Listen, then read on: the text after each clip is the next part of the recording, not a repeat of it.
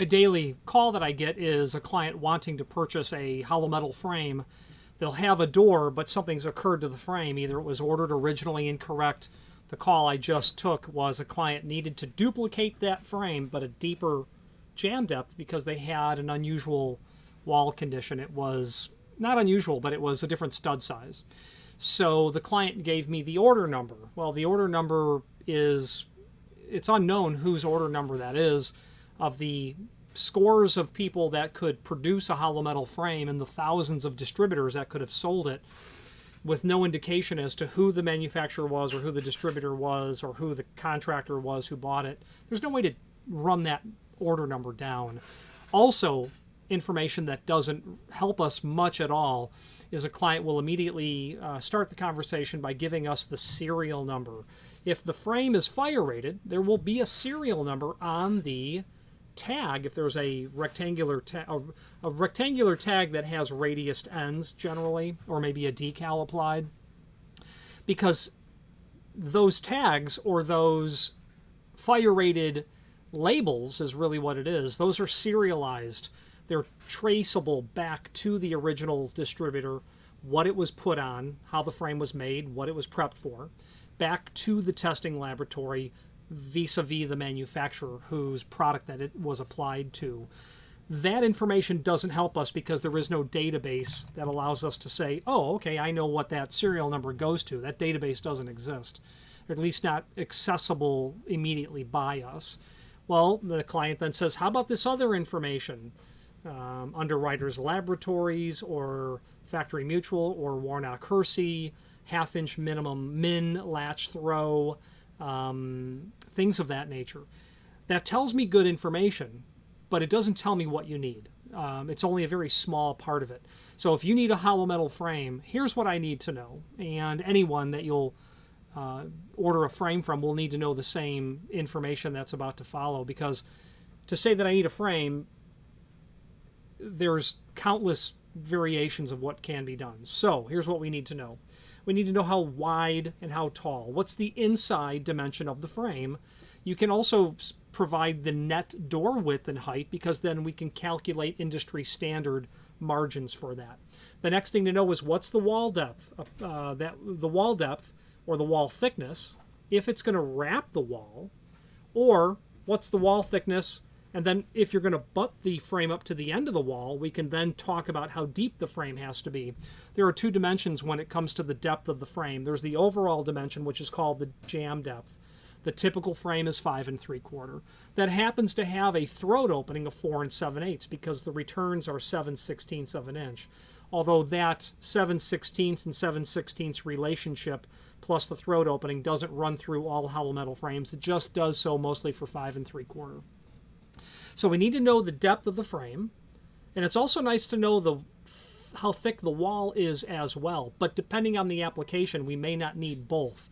If you're going to take a frame and you're going to set it in place and then bring masonry up on both sides, we really don't care how thick that wall is going to be, because you want a 5 3/4 frame that will butt to the wall.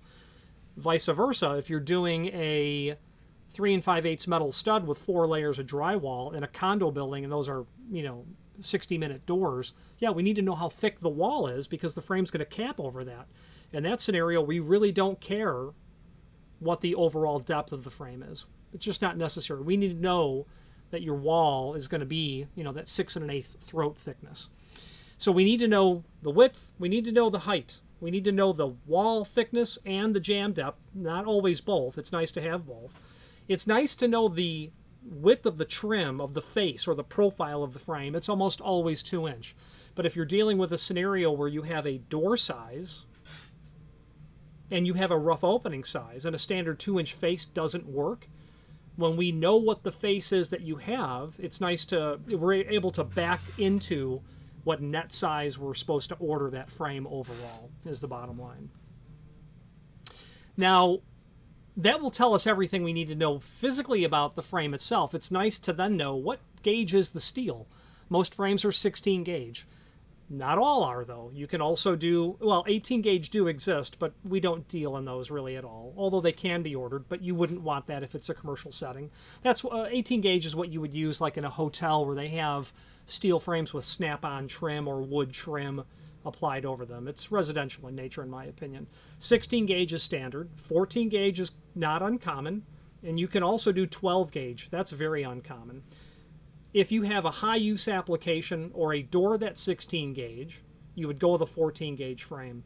The logic is, or the rule of thumb is, you always use the next thicker gauge steel on the frame than you do the door. If you know you have an 18 gauge frame, use a if you know you have an 18 gauge door, use a 16 gauge frame. If you have a 16 gauge door, use a 14 gauge frame. You'll get up to 14 gauge steel doors. That's where the 12 gauge steel frame comes into, but again, very uncommon. Extreme level 4 heavy duty application. It's unusual to do a 12 gauge frame, but they can be done. If you're looking for something more durable and it's a reasonably moderate application, 14 gauge is a great option, but 16 gauge would probably be the standard. Then we need to know what type of steel it is. Is it cold rolled steel or is it galvanized? Galvanized is almost always a great option, but the common is called cold rolled steel, or CRS. Now we need to know, what's it prepped for? Is it prepped for hinges? Is it prepped for a strike plate? Is it prepped for a deadbolt? Is it prepped for something unusual like a power transfer? We need to know everything, every hole that's in that door, in the jambs and in the header, what it's prepped for, what hardware it is, like maybe it's a concealed overhead stop. We need to know that. We will also need to know, to order the frame, I said door before, but to order the frame, where all that's located. We don't need to know it now to price it, but we'll need to know the dimensions of everything in order to make the frame.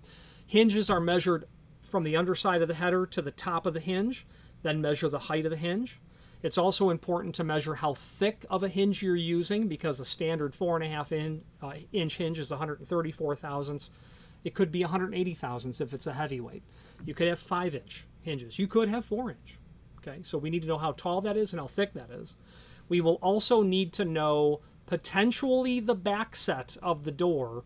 The door itself has the cutout in the door for the hinge.